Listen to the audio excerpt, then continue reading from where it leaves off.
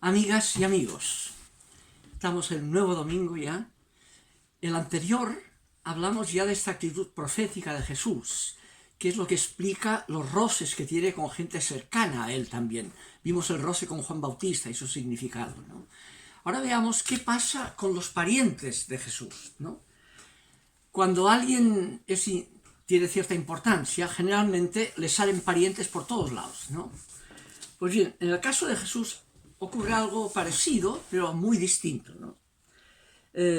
Tenemos en el caso de Lucas, capítulo 4, cuando Jesús ya ha empezado a vivir en el lago, en Cafarnaúm, y tiene ya gente que lo sigue, multitudes, dice el texto, fue a su patria, a Nazaret, donde había nacido.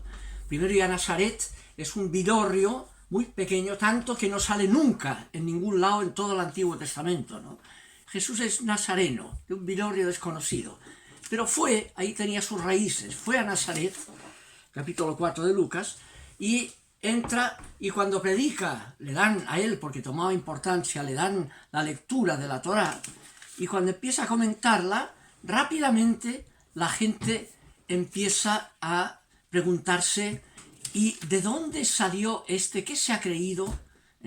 Lo que dirá la tradición del Evangelio de Juan, el capítulo 1, ¿de Nazaret puede salir algo bueno? ¿Ya? Los textos señalan que porque ni sus parientes creían en él. Y en la tradición de Jesús, en su predicación en Galilea y su bajada a Jerusalén, de sus parientes no hay nadie.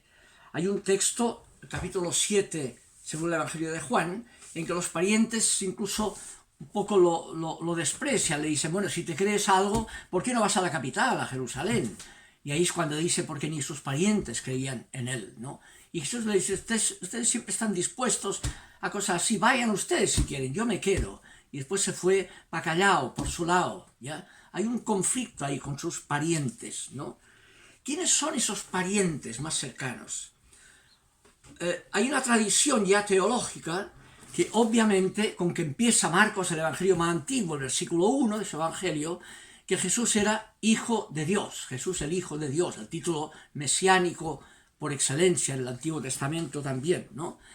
Los textos de Mateo y Lucas, vinculados a esa perspectiva, plantean, sobre todo Mateo, un contraste tremendo ya teológico cuando elaboran una genealogía.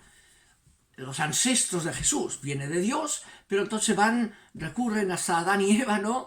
Y van bajando de padre a hijo, y Mateo hace una secuencia donde son vía patriarcal todo, pero señala Mateo, a diferencia de Lucas, unas mujeres entre medio.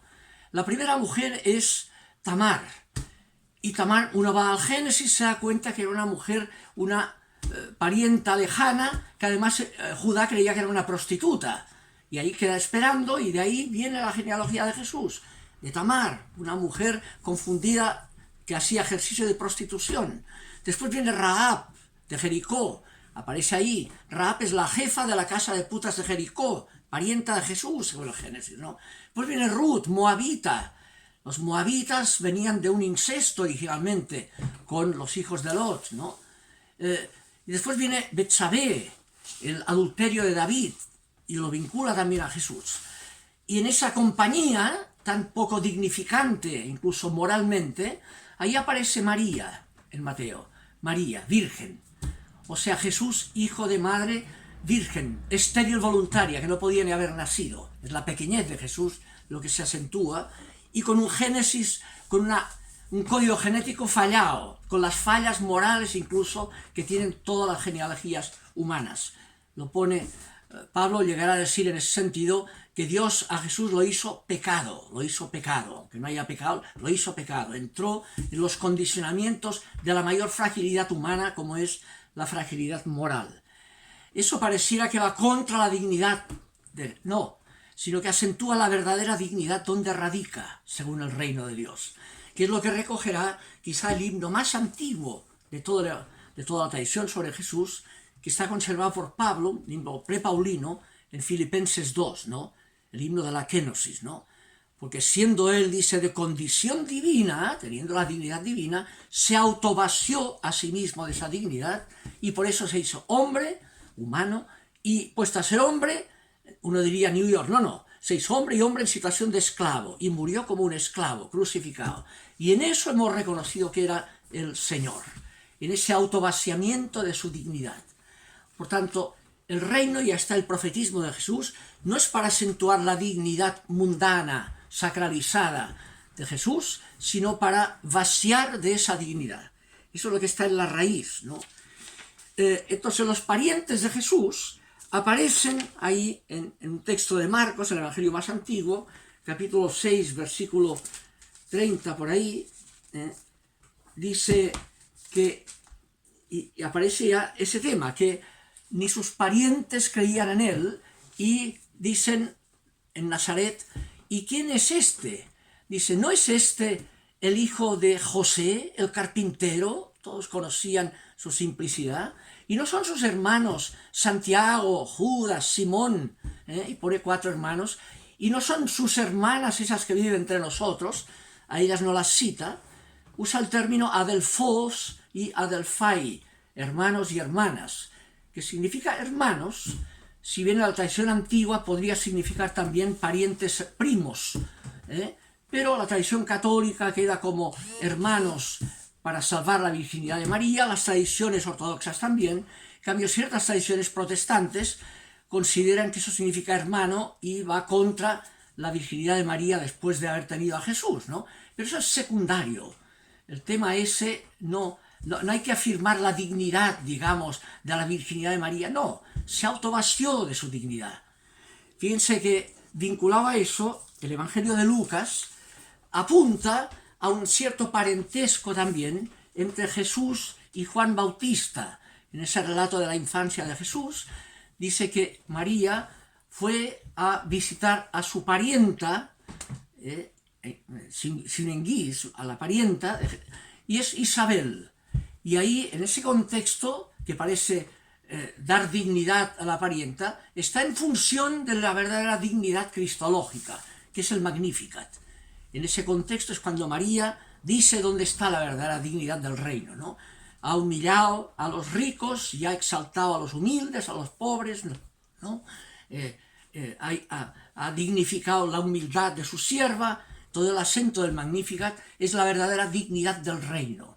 No es funcional a la dignidad mundana poniéndole religión. Esas teologías de la prosperidad son radicalmente falsas. No solo falsas, contrarias al significado del profetismo original de Jesús, ¿no? Ahora, fuera de los hermanos de que habla Marcos, con nombres, y las hermanas, hay otros parientes que están también en Marcos capítulo 10, precisamente en un contexto de conflicto familiar, en que hay dos. Marcos, el más antiguo, el capítulo 10, dice que fueron sus dos, Santiago y Juan, que según la tradición eran hijos de Zebedeo, casado con María Salomé, hermana de María, por tanto tía de Jesús, no es claro, pero ese sería el punto, ¿no? Eran parientes segundos, primos segundos de Jesús, que lo seguían, eran de los discípulos, de los 12, y llega un momento que ellos, por ser parientes, viene el nepotismo. Van a Jesús, según Marcos, ellos mismos, a preguntarle, a decirle, cuando implantes el reino, primero la parentela, uno a la derecha y otro a la izquierda, ¿no?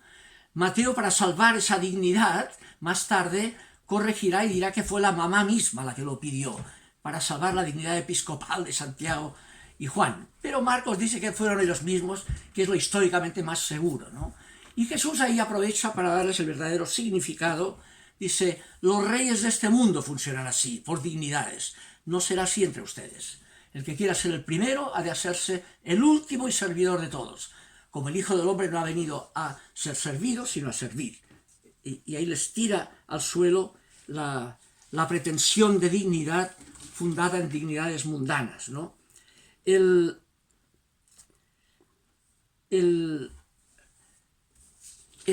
esa es la perspectiva fundamental que hay aquí, y la conclusión de todo esto es que no podemos usar el Evangelio en función de intereses nepóticos o egocéntricos de familia.